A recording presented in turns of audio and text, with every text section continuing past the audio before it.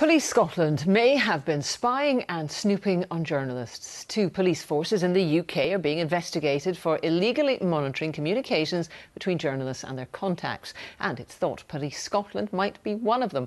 Well, tonight Labour is demanding the Scottish Government reveals more about the allegations. Our Home Affairs correspondent Rival Alderson is here. So what exactly is Police Scotland accused of, Rival? Well, police are allowed to monitor or intercept communications between journalists and other people, and indeed other people out with the journalistic profession. They're not allowed to listen to the conversation or read the email conversation, but they can work out who is involved in the communication, where it's taking place and when it's taking place.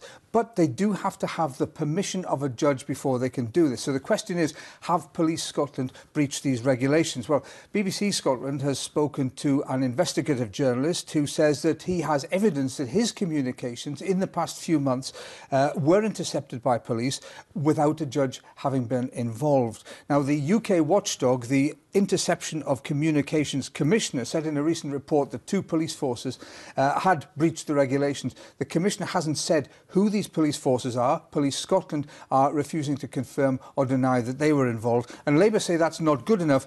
The police, they say, must be open and transparent. You can't allow the police services to spy on people without good reason and without permission. So the rules are strict. And if we find that the rules have been broken, that it's been done inappropriately, then someone needs to hold Police Scotland to account. But first of all, they need to tell us, were they guilty of this?